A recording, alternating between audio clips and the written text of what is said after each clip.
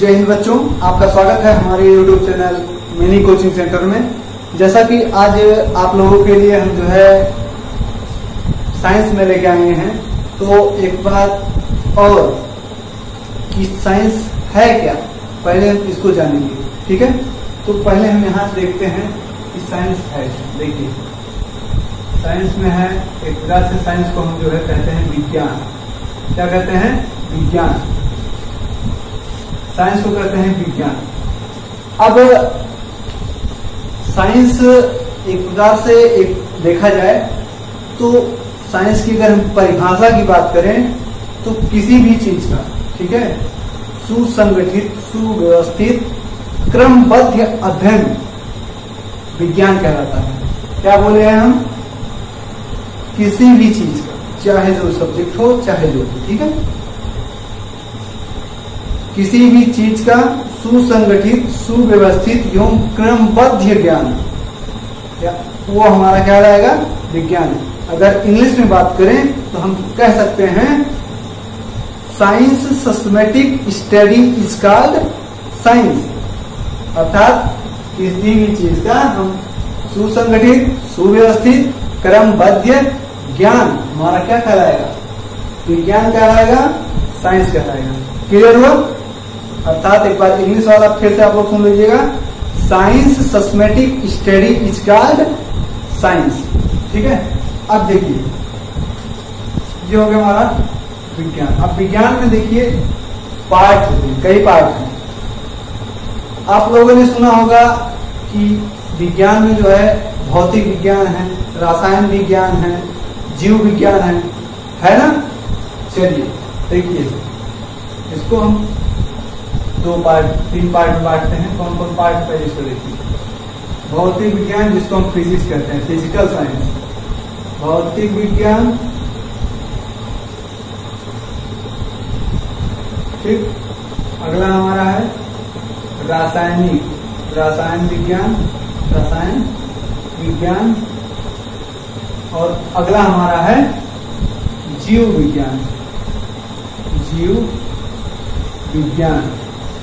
अब जीव विज्ञान, अब जीव विज्ञान को तीन टाइप से हम लोग जान गए ना, भौतिक विज्ञान, रसायन विज्ञान, जीव विज्ञान। अब जीव विज्ञान को दो पार्टों में बांटा गया है। जीव विज्ञान को कितने पार्टों में? दो पार्ट में। कौन कौन से हैं? एक हमारा है जंतु विज्ञान, जंतु विज्ञान, और दूसरा हमारा क्या है? वनस्पति विज्ञान, वनस्पति विज्ञान। ठीक है, हम लोगों ने जाना दो टाइप। एक हमारा है जूलॉजी और दूसरा हमारा है बॉटनी। हम कह सकते हैं जंतु विज्ञान को इंग्लिश में कहते हैं जूलॉजी और वनस्पति विज्ञान को हम कहते हैं बॉटनी, अर्थात जो है जंतु विज्ञान और वनस्पति विज्ञान। हम जो है आज अध्ययन करेंगे वनस्पति विज्ञान के बारे में। ठीक है, एक प्रकार से साइंस में जो हमारा पार्ट है, एक अभी इसका अध्ययन करेंगे। इसका भी जिक्र होगा, घबराइए मत, आप लोग वीडियो में बने रहिए। ठीक है, लेकिन हाँ, एक स्टेप वाइज जब हम पढ़ेंगे तो कुछ और मजा आएगा आपको। ठीक है, तो चलिए आज हम जानते हैं वनस्पति विज्ञान। अब थोड़ा सा हम, अब यहाँ पे हम थोड़ा सा रुख बदलेंगे और यहाँ कितना चीज हम मिटा देते हैं। ठीक है, साइंस भी आएंगे, अब थोड़ा सा इसके बारे में थोड़ा सा अध्ययन हो जाए।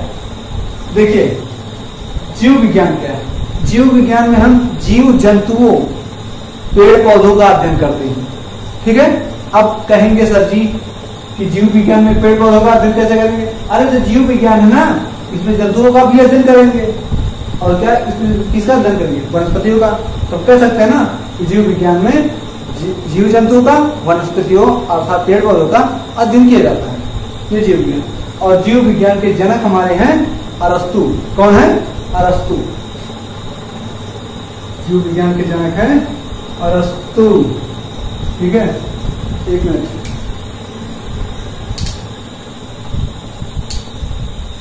जीव विज्ञान के जनक है हमारे अरस्तु। अब जीव विज्ञान के जनक अरस्तु हैं। कहेंगे सर जी इसका तो बता दिए, इसका भी बताइए। तो जंतु विज्ञान में हम किसका अध्ययन करते हैं? जीव जंतुओं का अध्ययन करते हैं, क्योंकि ये अलग हो गया हमारा क्या, जंतु विज्ञान। ठीक है, जंतु विज्ञान में हम जो है जीव जंतुओं का अध्ययन करेंगे। किसका अध्ययन करेंगे? जीव जंतु का, जीव जंतु का अध्ययन करेंगे। ठीक है, इसके जनक, जंतु विज्ञान के जनक और जीव विज्ञान के जनक हमारे हैं अरस्तु जी। क्लियर हुआ? जीव विज्ञान और जंतु विज्ञान के जनक अरस्तु। ठीक है, जबकि वनस्पति विज्ञान के जनक हैं थियोफ्रेस्टस। नाम थोड़ा कठिन है, याद करिएगा इसको। थियोफ्रेस्टस।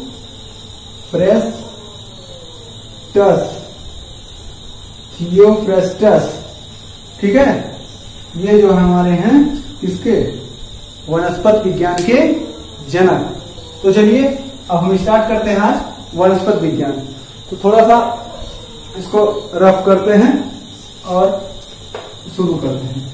और हाँ, आप लोग नोट्स वगैरह जैसे मतलब कुछ न कुछ इसको जहां भी आप लोग लिखते हैं वहां आप लोग लिख लिया करिए, नहीं तो फिर जो है फिर जाके आप लोग या तो फिर वीडियो को बार बार देखेंगे। जैसे लिखे रहेंगे तो जल्दी से देख लेंगे, क्योंकि वीडियो कभी कभी डाउन हो जाता है। ठीक है, हाँ, अगर आपको नहीं समझ में आए तो वीडियो एक बार फिर रिवर्स आइए, फिर से देखिए, आपको पक्का समझ में आएगा। चलिए आगे हम लिखते हैं वनस्पति विज्ञान। वनस्पति विज्ञान, वनस्पति विज्ञान के जनक है थियोफ्रेस्टस। ठीक है, इसको हम कहते हैं इंग्लिश में बॉटनी।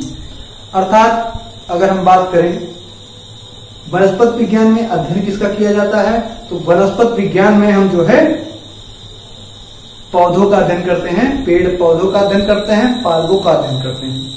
ठीक है, तो अगर देखा जाए कि एक पौधा, कोई भी पौधा हो, वह बनने से पहले सबसे पहली अवस्था कौन सी होती है?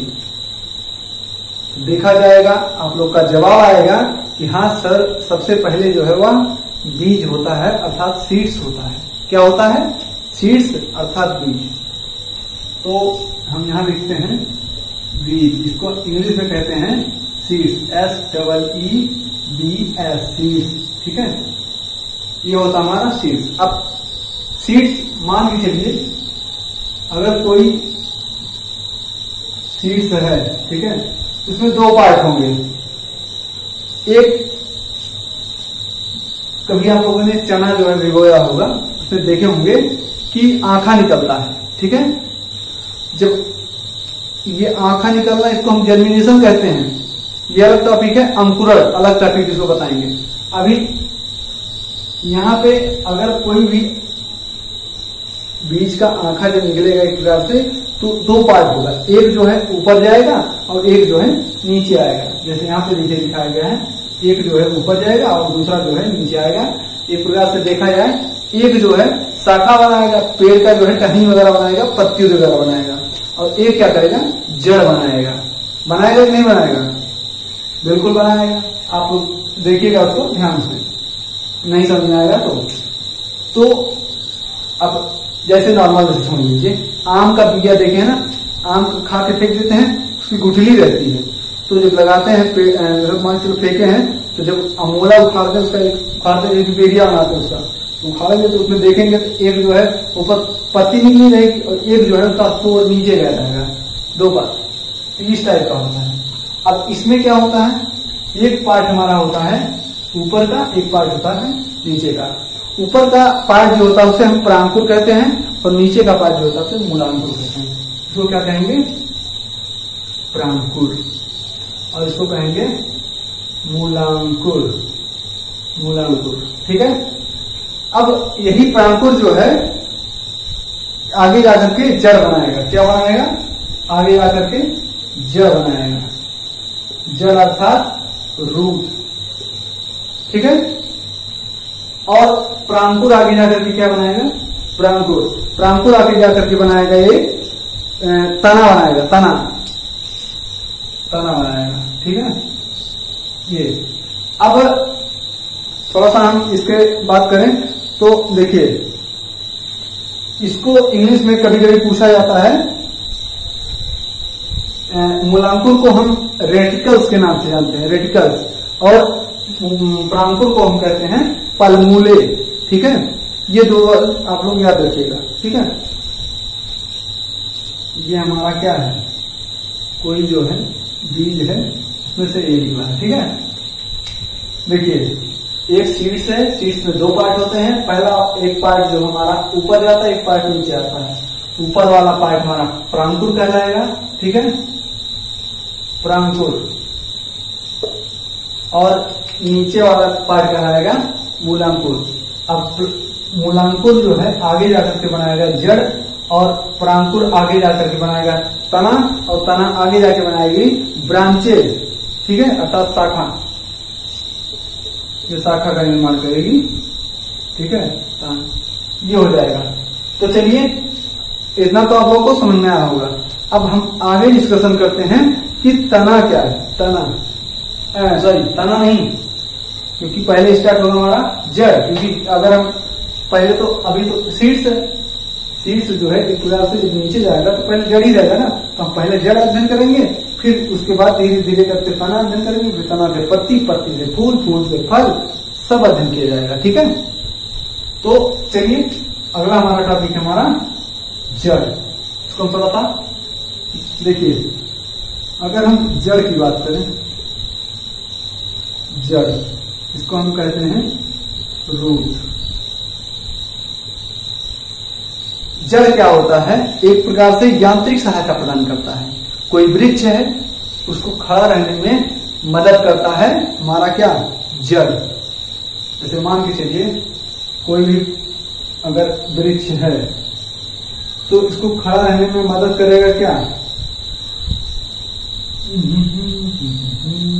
पेड़ तो बन नहीं रहा है, लगभग में आइडिया लगा लीजिए। ठीक है, चलिए देखिए, नॉर्मल पेड़ बन गया कोई। अब ये जो जड़ होगा ये खड़ा रहने में सहायता प्रदान करता है। जैसे हम हैं, हमको खड़ा रहने में सहायता क्या प्रदान करेगा, पैर, तो वैसे ही हमारा जो है पेड़ है, पेड़ में सहायता करेगा खड़ा रहने में जड़। ठीक है, तो कहेंगे सर जल सोखने का काम कौन करता है, तो जल सोखने का काम, इसमें देखिए रेशा निकला रहता है। क्या करते, ऐसे ऐसे रेशा निकला रहता है। ठीक है, इसमें देखेंगे जब कोई भी अगर वृक्ष हल्का सा उखाड़ेंगे तो उसमें रोने टाइप के निकले रहते हैं। ठीक है, तो उसमें हमारा होता है रोम, एक प्रयास उसको कहते हैं मूल रोम। क्या कहते हैं, मूल रोम। ठीक है, मूल रोम। अब अगर हम बात करें जड़, यहां क्या करता है, यांत्रिक सहायता प्रदान करता है। यांत्रिक सहायता मतलब खड़ा रहने में सहायता प्रदान करता है। और जल सोखने का काम करता है, जल सोखने का काम, जल सोखने का काम करता है, सोखने का काम करता है। एक प्रकार से परासरण विधि द्वारा जल सोखने का काम करता है हमारा मूल रोम। ठीक है, अब देखिए ये हो गया। ठीक, हाँ, अब अगर हम बात करें कि जब जड़ जो है इस टाइप का रहता है, एक नीचे इसमें ना यहाँ रूट कैप लगा रहता है, ऐसे तिरछा, ऐसे करके जो हमारा जड़ होता है इसमें एक कैप लगा रहता है, ऐसे करके ऐसे कोना वाला। ठीक, ऐसे ये मिट्टी खोदने का काम करता है, मिट्टी को ऐसे ऐसे खोदने का काम करता है रूट कैप। क्या कहते हैं इसको, रूट कैप कहते हैं। क्या कहते हैं, रूट कैप। ठीक है, रूट कैप क्या करता है, मिट्टी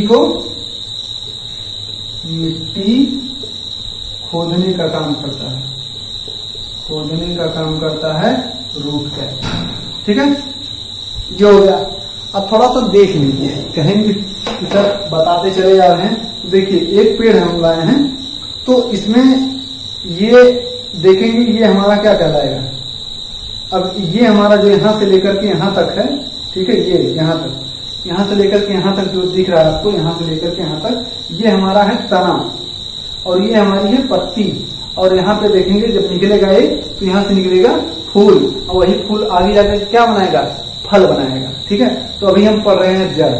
तो जड़ में देखेंगे तो जड़ में देखिए एक नीचे देखिए यहाँ पे देखेंगे ये ठोस वाला पार्ट है, ये जो हमको इसको पेड़ को खड़ा रहने में सहायता प्रदान करता है। ठीक है, अब कहेंगे अभी हम बताएं मूल रोम अर्थात जड़ सोखने का काम।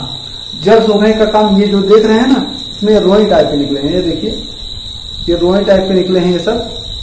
ठीक है, तो ये हमारे क्या करते हैं, जल सोखने का काम करते हैं मूल रोम। ठीक है, और जो कैप की बात कर रहे हैं तो कैप जो है पीछे लगा रहता है, इस टाइप का कैप। ठीक है, तो ये क्या करता है, मिट्टी को खोदने का काम करता है। अगर देखा जाए तो जड़ भी कई टाइप से होते हैं, कई प्रकार के होते हैं। अब जानते हैं, ठीक है, ये तो समझ में आया होगा, एक बार फिर से देख लीजिए। ठीक है, ये हमारा है, ठीक है, चलिए आगे। अब देखिए ये समझाने के लिए आपको लाए थे। अब देखिए यहाँ इसमें जो है अगर हम बात करें कि जड़ कौन कौन से हैं, अब देखिए एक है हमारा मूसला जड़, दूसरा है अपस्थानिक जड़, तीसरा है अर्धपात जड़, और चौथा है हमारा परजीवी मूल। अब समझते हैं हम क्या क्या होता है। यहां थोड़ा सा दिखाते हैं इसको ऊपर से।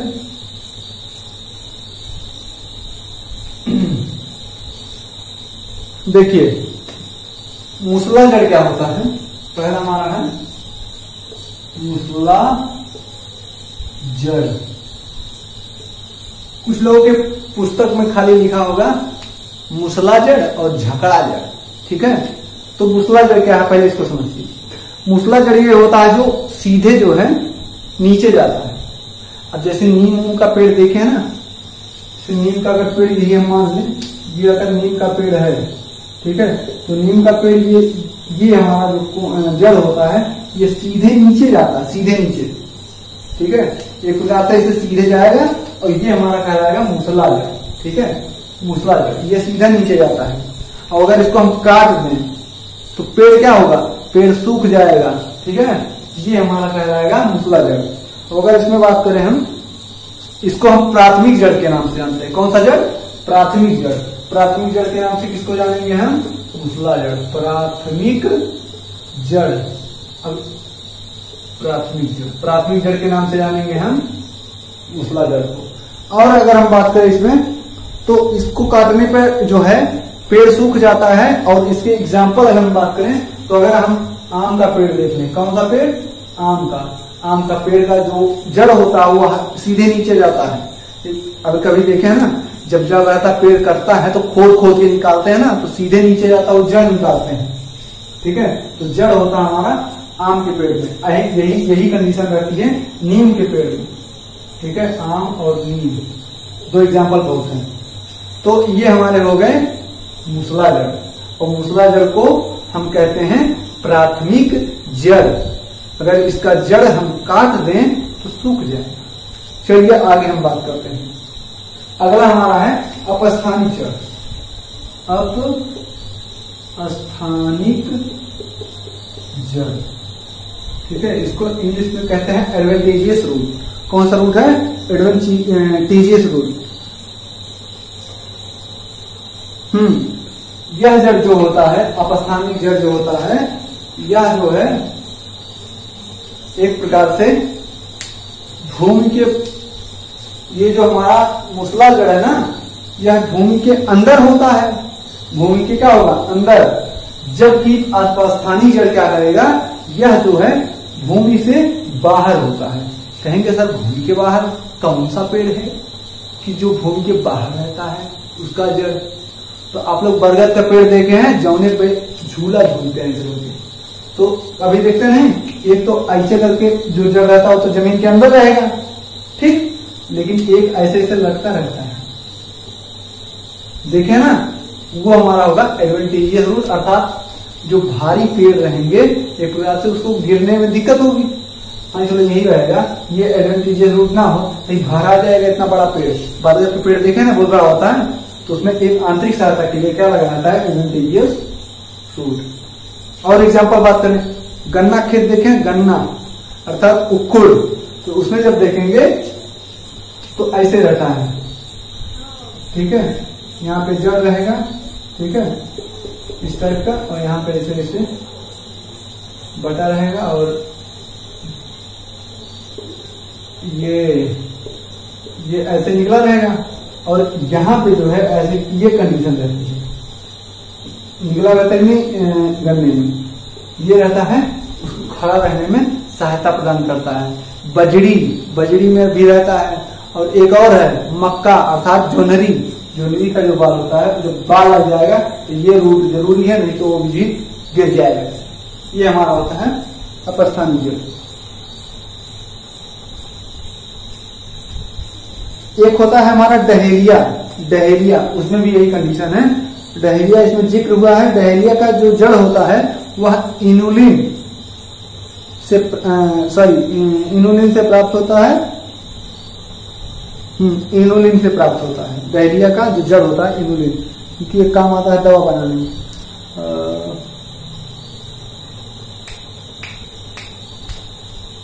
एक बात और, अगर जड़ की हम बात करें तो जड़ में क्या प्रकाश संश्लेषण होता है? आप लोग बताइए।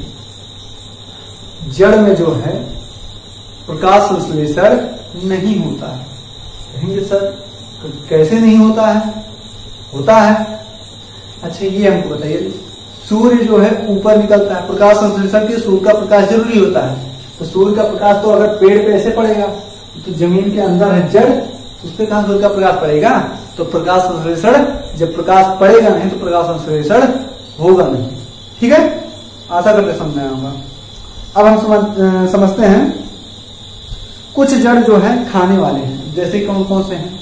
जिसमें गाजर है, मूली है, सलजम है, और चुकंदर है, और शकरकंद भी है।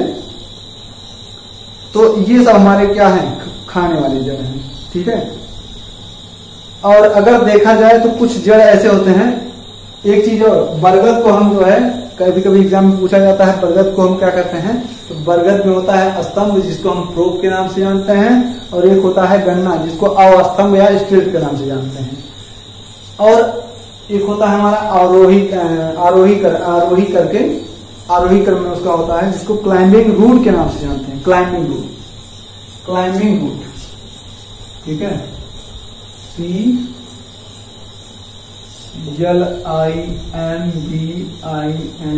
Climbing route. क्लाइंबिंग रूट क्या होता है? मनी प्लांट देखे हैं? वह क्या करता है? दीवार पे ऐसे जाएगा, ऐसे चढ़ जाएगा, पत्ती अगर बनी रहेगी ऐसे करके कुछ, ठीक है, तो यहां से ऐसे निकला रहता है, ऐसे हल्का हल्का निकलता है ना, तो ये सहायता प्रदान करता है। ये भी उसी का है, जिसको हम क्लाइंबिंग रूट के नाम से जानते हैं।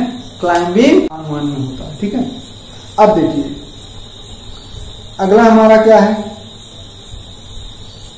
अधिपाद जड़। ठीक है, अर्थपाद मूल, इसको हम क्या कहते हैं? यह दूसरे पौधे के ऊपर उगता है। दूसरे पौधे के ऊपर उगेगा, अर्थात आर्किड का पौधा। कौन सा पौधा? आर्किड का। अब कहेंगे सर आर्किड का पौधा हम देखे नहीं है, कैसे बताएं? देखिए यह जो है दूसरे पौधे के ऊपर उगेगा, लेकिन कुछ खाना ना खाता नहीं। जैसे क्या होगा, कभी कभी देखे होंगे नीम के पेड़ के ऊपर, ठीक है, नीम के पेड़ के ऊपर जो है एक होता है, वो कौन सा, जिसमें दवा बनाया जाता है, क्या नाम उसका? अरे एलोवेरा नहीं, एलोवेरा नहीं, क्या था उसका?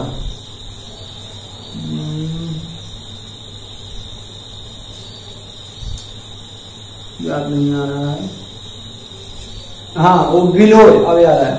गिलोय का जो पेड़ होता है वह जो है नीम के पेड़ के ऊपर जो है उगता है, और ऐसे करके छाप लेता है। ठीक है, खाली छापेगा, वो एक प्रकार से पौत्रिक सहायता प्रदान करेगा। बस इस पे हम पड़े हैं, हमको पड़े रहने दो, खाने के लिए कुछ नहीं लेगा, वह हवा से जल ले लेगा। उसमें क्या पाया जाता है? अब वह जो आर्किड का पौधा होता है वह क्या करता है? कोई पेड़ है, उसके ऊपर ऐसे करके छाप लेगा, और छापने के बाद क्या रहेगा कि हमको खाली ऐसे रहने दो, हम जो है तुमसे खाना नहीं लेंगे, बस पौत्रिक सहायता एक प्रकार से हमको रहने दीजिए। और क्या करता है? उसमें बेलामेन नाम का एक मतलब पदार्थ पाया जाता है, जो क्या करता है? हवा से जो है जल को खींच लेता है। ठीक है, ये था। नाम क्या है, नाम लिख लीजिए, कौन सा नाम है, बेला मैन, ठीक है, ये होता है। अब अगर हम बात करें परजीवी मूल, परजीवी मूल अभी उसमें हम बताए अर्धपात मूल बताए थे। परजीवी मूल मतलब ये दूसरे के ऊपर रहेगा और उसको खाएगा, उसके ऊपर जाएगा तो उसका भोजन भी खाएगा। अब कौन सा है, अमरबेल। अमरबेल का जो होता है पौधा, वह किसी पेड़ के ऊपर उगेगा, उसका खाना भी खाएगा, मतलब जो भी रहेगा, जल भी लेगा, जो भी उसका मतलब बनेगा सब खाएगा। ये होता है हमारा अमरबेल का पेड़। देखिए इसमें सीधे सीधे लिखा है, यह दूसरे पौधे पर उगता है और उससे आंतरिक सहायता और भोजन दोनों लेते हैं। ये हमारा होता है परजीवी मूल, ठीक है। अब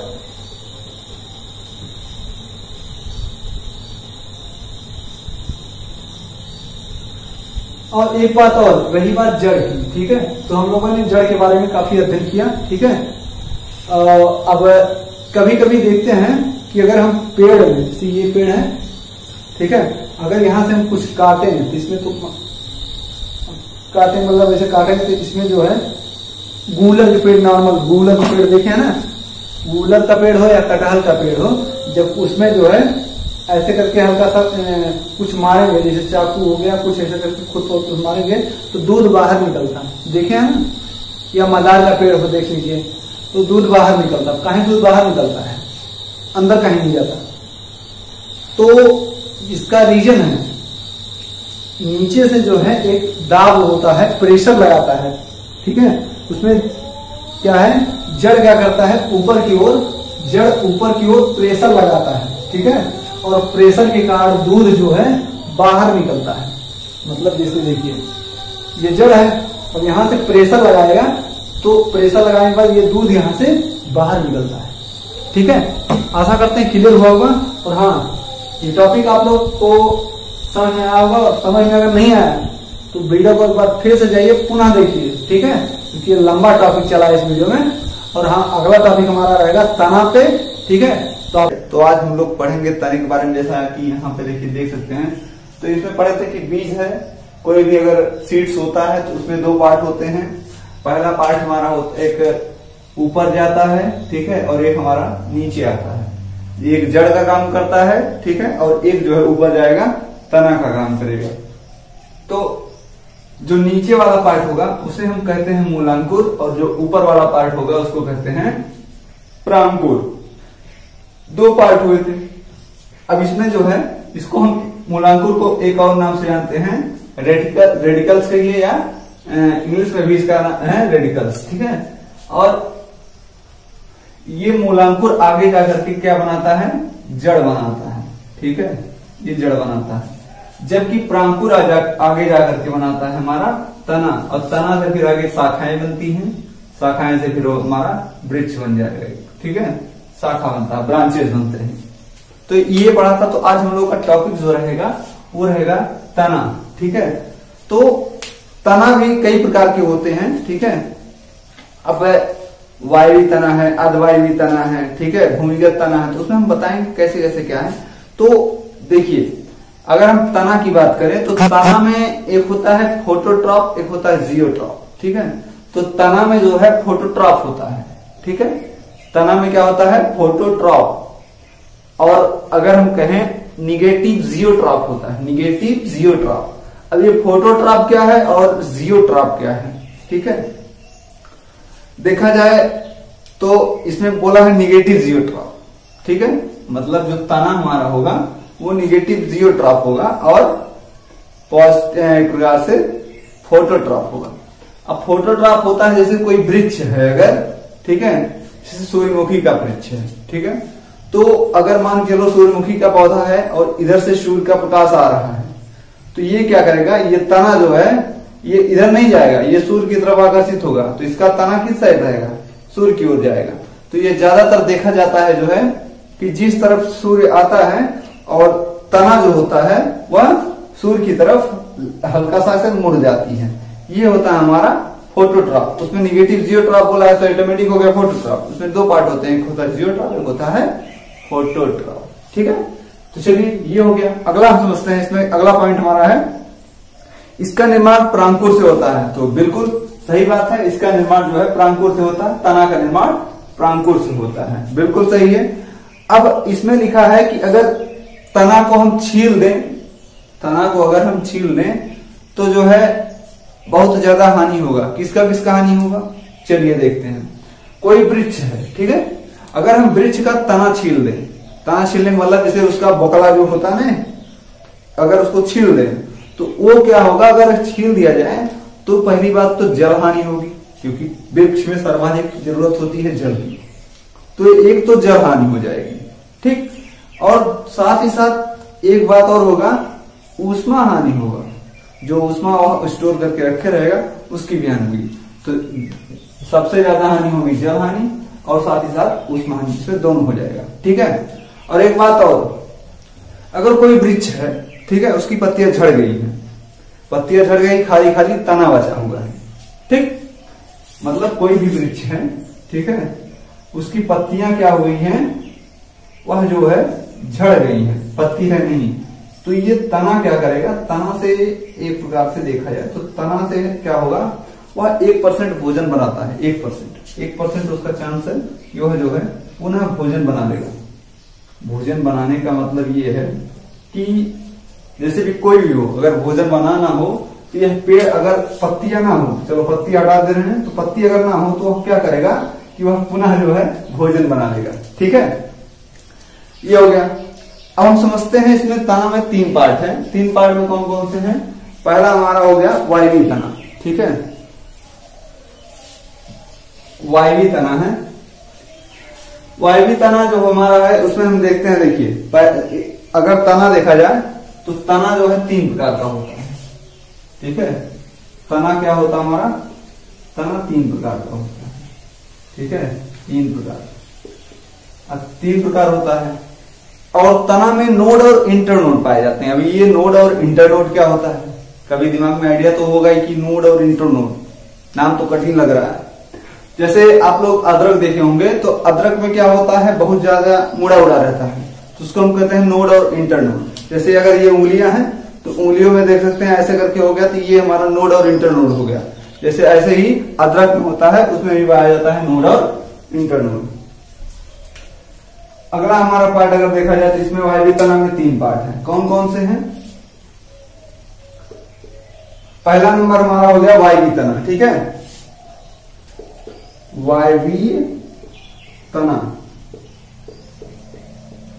और दूसरे नंबर पे हमारा हो जाएगा अर्धवायवी तना, अर्धवायवीय तना। और तीसरा हमारा होगा भूमिगत तना, भूमिगत तना। तो ये हमारे 3 पार्ट हो गए। अब पहले पार्ट में अगर देखा जाए तो वायवी तना क्या होता है, यह भूमि के ऊपर होता है। वायवी तना क्या होगा, ये वायवी से, वायु से तो सुन रहा है कि वायवी तना, वायु कहाँ होगा, भूमि के अंदर थोड़ा वायु होगा, वायु तो बाहर होगा। तो इस प्रकार से देखा जाए तो वायवी तना क्या होगा, भूमि के ऊपर होगा। अब एग्जाम्पल की अगर हम बात करें तो एग्जाम्पल में देखिए आम हो गया, इमली हो गया और साथ ही साथ हो गया सब्जियां हो गई, ये सब हमारे आएंगे वायवी तना में, ठीक है। यहां पे लिख देते हैं आम, इमली, ये सब हमारे क्या होंगे, वायवी तना। अर्धवायवी तना, अर्धवायवी तना में क्या होगा, आधा जो है क्या करेगा, आधा जो है भूमि के अंदर रहेगा और आधा जो है भूमि के बाहर रहेगा, अर्धवायवी तना। अब इसमें क्या होगा, 70% इसमें देखा जाता है, 70% जो है जड़ जो है भूमि से ऊपर रहेगा, ऊपर रहेगा, ठीक है, भूमि से ऊपर। और 30% क्या रहेगा, भूमि के अंदर। कभी देखे होंगे कि घास करने जाते हैं तो घास एक प्रकार से देखा जाए उसमें भी तना होता है। तो घास का क्या रोल है, घास ऐसे निकला है, ठीक है। अब इसका जो है 70% भाग ऊपर रहता है और 30% भाग नीचे रहता है। तो घास करने वाले क्या करते हैं, खुरपा लेते हैं और उसके बाद जो है अगर घास काटना होगा तो ऊपर से काट लेंगे, ऊपर से अगर इतना काट दिया जाए तो फिर वह निकल जाएगा। लेकिन लेकिन जब निराने जाते हैं तो क्या करते हैं, धसा करके ऐसे निकालते हैं, ऐसे ये ऐसे, तो मतलब ये 30% वाला भी ले जाएंगे तो मतलब घास निकलेगा नहीं। एक प्रकार से हो जाता है हमारा अर्धवायवीय तना में कि आधा जो है ऊपर रहेगा, मतलब 70% भाग ऊपर रहेगा और 30% भाग नीचे रहेगा। ठीक है, इसमें आएगा हमारा जो है अभी दूब बता दिए, घास बता दिए और साथ ही साथ हो गया एक जलकुंभी।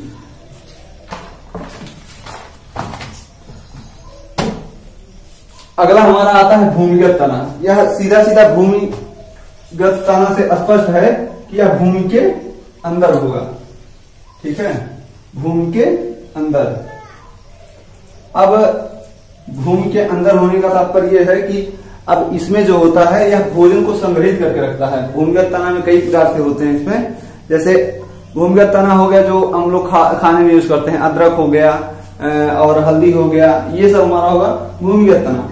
और इसमें देखिए एग्जाम्पल में दिया गया है अदरक, हल्दी, लहसुन, प्याज और आलू, ये सब हमारे होंगे भूमिगत तना में। कौन कौन से मैंने बताया, अदरक, आलू और हल्दी, ये 3 हो गए। अभी इसमें और है एक होता है सलकंद, अदरक, हल्दी, लहसुन और प्याज। लहसुन प्याज भी इसी में आएगा। ठीक है, लहसुन प्याज, ये सब जो हमारे होंगे भूमि के अंदर होंगे। और पूछा भी जाता है कि कौन सा जो है तना है। एग्जाम्पल जब कभी कभी एग्जाम जब देंगे तो उसमें जो है पूछेगा कि जो है कौन सा तना है। ये नहीं पूछेगा भूमिगत तना, जैसे पूछ लेगा कि तना छाटिए, तो तना छाटने के लिए अगर दे देगा तो अदरक उसमें रहेगा ऑप्शन में, आलू दे देगा तो पूछेगा आलू क्या है, तो आलू तना है। अदरक क्या है, अदरक भी तना है। ठीक है, हल्दी क्या है, वो भी तना है। ठीक है, ये हो गया। अब देखिए, अब इसमें एक पार्ट दिया है जिसे पूछता है कि जो है अदरक में अदरक जो देखा जाता है सब सर्वाधिक नोड और इंटरनोड कहाँ पाया जाता है। तो जो अदरक होता है इसमें नोड और इंटरनोड की मात्रा सबसे ज्यादा पाया जाता है। और आलू अगर हम बात करें तो आलू में जो काला रंग होता है, कालापन, ठीक है, वह जो है जैसे कभी कभी जब आलू काट देते हैं तो उसमें काला काला निकलता है। तो आलू का जो काला होना होता है वह पाया जाता है जो है ऑक्सीजन की कमी के कारण। किसके कारण, ऑक्सीजन की कमी के कारण। जबकि अगर पूछा जाए कि आलू का हरा होना है, जब उसमें कभी कभी जब आलू खोदने जाते हैं तो उसके ऊपर देखते हैं ना कि आलू कुछ या दुकान से लेने जाते हैं तो उसमें देखते हैं ऊपर हरा हरा रहता है, कहते हैं कच्छाई हुआ है। तो वो जो होता है हमारा, उसको कहते हैं कि आलू का जो हरा होना वह सोलेनिन के कारण होता है। यहां लिख रहे हैं काला, आलू का काला होना जो होगा हमारा, यह ऑक्सीजन की कमी के कारण होगा, ऑक्सीजन की कमी के कारण।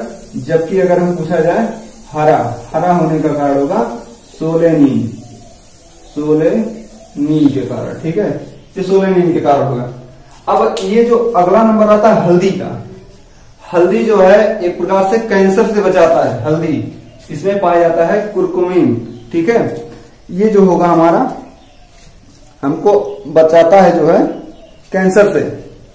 क्या पाया जाता है हल्दी में, हल्दी में पाया जाता है कुरकुमिन, जिसको जो है कुरकुमीन, ठीक है, लिख दे रहा हूं जैसे बहुत लोग कंफ्यूज जाते हैं,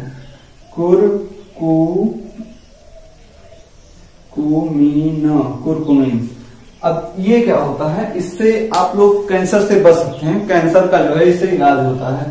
ठीक है, मतलब जैसे कभी देखते हैं, कहते हैं कि जो है सर्दी हो गया, क्या करें, तो गिलास दूध ले लेंगे और हल्दी डालेंगे और गर्म करके जो है पी लेंगे। काफी जो है हमको बचाता है ये जो है हल्दी आपको खाना चाहिए। और बहुत लोग जो है पानी में डाल करके जो है गर्म करके पीते हैं, वो भी फायदा करता है। अब लहसुन में गंध आता है, तो लहसुन में गंध आने का रीजन है, लहसुन में गंध आने का रीजन ये है कि उसमें एलासिन पाया जाता है। क्या पाया जाता है, एलासिन पाए जाने के कारण यह जो है गंध मारता है।